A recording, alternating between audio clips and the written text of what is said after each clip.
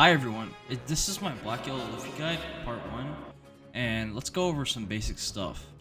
First, section 1, we're going to go over important cards. First, let's go through cards and how I'm going to refer to them because there's so many duplicates. First, let's look at Resource Luffy. I call it Resource because it lets you +1 on a card if you take your life. Second, let's look at 5-cost Sabo. This card is busted because it makes our board not be able to give you KO'd. But also, this card is able to filter us 2 cards in a deck where finding all our pieces is our win condition. It's pretty crazy. Next we have 5-cost Sabo Thunderbolt, and this is a good card into Red Purple Law because it kills Captain Kid and it takes our life. It's also a good card into other matchups because we're able to take our life and KO something. Now I'm really going to assume that you know the basics because this guide's going to go delve into the deeper concepts. So these are the babies, but I'm not really going to go through them. Now, there are 2 search events, and the search events are the 3 Brothers Bond and Garp. I actually really like Garp because in the early turns I end up swinging with it because there's nothing really to do, but the event is also good later. Okay, so section 2, we want to play the deck so our life cards get at 0 as soon as possible, while using the least amount of cards as possible. So you can play 2Ks in the early game like Makino, Hiyori, and Flampe, but it's always going to neg us a card, and that 2K could win you the game later. So in most scenarios, we want to wait to use our Resource Luffy on 5 Dawn, so we don't waste the 2K, and we can fuel our trash with the top card of our life, and draw a card from the top of our deck with Luffy. So the common problem you're going to notice when you play BYLUFFY is that you have really nothing to do on 2 Dawn and 4 Dawn. No problem. This is like really matchup dependent, but you should view a Black Yellow Luffy as a deck that thrives off of cards in hands. So in the early game, you can use less cards, and it's actually pretty optimal. But in terms of 2Ks, you can play Flampe or Makino if you have 4 life. But you should always kind of wait a turn before doing this because some people might just hit you because they don't know how to play around the deck, making our job much easier and not wasting the cards. So now let's talk about searching in the early game. So in the early game, you're going to have the 2 searching events, but you can prioritize your searching with these 2 questions. Do I need a certain baby/adult over another in this matchup? Or how many of X card have I bottomed? And what parts am I missing out of the 6, 3 children and 3 adults? With these, you'll be able to really search efficiently. And, I'm going to give you a tip that I've just been learning when I'm playing Black Yellow Luffy is that I like to keep my search events in hand, other than Garp, because if I'm able to get most of my pieces and just draw into the rest of them, then I can use that search event if I need to dig for a certain piece in the late game. So now that you understand these concepts, let's go into the late game and actually how to play and function the deck and section 3 of this guide. So in the late game, your general plan is going to be, I like to call giving birth. On 8th Dawn, it's going to be probably the first turn you're going to decide to use your leader ability.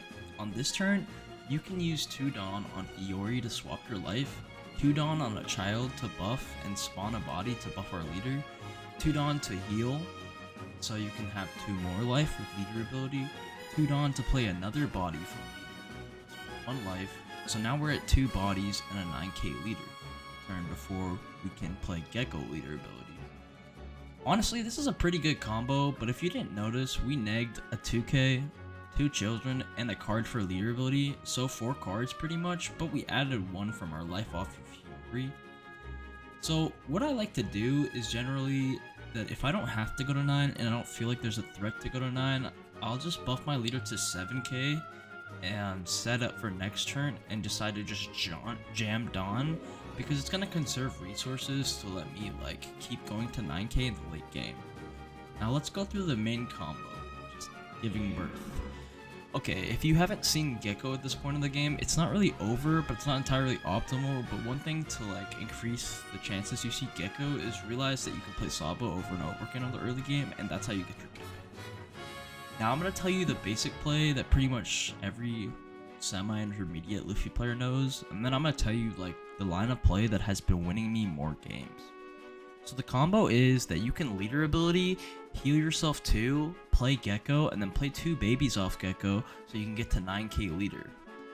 In terms of bodies, you usually just want to play Sabo out of life, at least one Sabo, because it's a blocker, and if you're gonna go down to 0 life or 1 life, you probably want a blocker.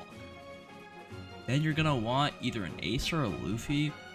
A lot of times I like to go Ace because it's just a 7k rusher and it's good into RP Law and other decks of that sort because they have to bottom it. Or you can play Luffy if you don't have a. Another line of play is that if you're about to die and you just need one more turn to live, you can just play double Sabo.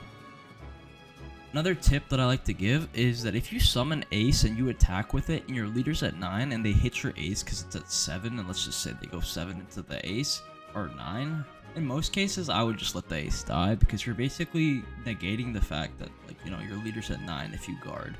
You're just letting them attack that and they're still getting cards out of your hand. So now this combo is pretty good if you're at but the only thing is that you're at 0 life. And whether or not you like it, in this meta, there are a lot of different power crept cards that will be able to kill you even if you're at 9 life. Because they can just jam all their Dawn onto it, like Yamato, Katakuri, Big Mom, or even opposing Geckos. So my own thinking around this and kind of what I watched and viewed some other players doing is that why not we do the same combo, get to 9k, but we heal alive. So this is the second way to do the combo, and what you want to do is have your bottom life be something we can use with a little baby. So a way to do this is put to Hiyori and put something in the bottom, or if you see one of your lives is a creature like a 5 cost, just put it at the bottom at the very end. So then the combo will go as such. What you want to do is that you want to go ahead and start the turn off with the first play being Gecko spawning 2 babies.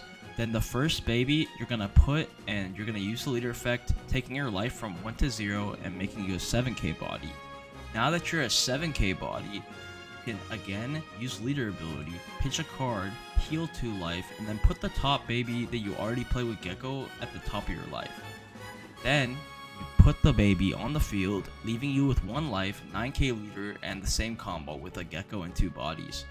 I find that this is a lot better because against decks that have really strong units or lethal combos, now we have another life, which is pretty much a blocker in this case. So we got 2 blockers and a body. So now that you're going into the late game and you do this, you can keep doing it again if they choose not to attack your life because you're at 9k, and you can keep leaving that top life there as a thing and then spawning Gecko, spawning a kid, and the such. Now, another problem a lot of black yellow Luffy players have is that they will just keep chaining Geckos even if there's a point in time where they can jam for life. No, playing Gecko is not always optimal if you're gonna die, and also sometimes if you don't go for game and you have and you play Gecko and you have really few cards in hand, you will probably die if they have the answer to your blockers. So be aware of that. Anyway, that's it for my first guide. I know this is on the shorter side and it's kind of edited, but I like this style more and I feel like I can give more concise information. In the next video will be an advanced matchup guide once I understand it, but I'll be sharing everything with y'all, and I hope y'all enjoyed this black and yellow Luffy guide. Thanks.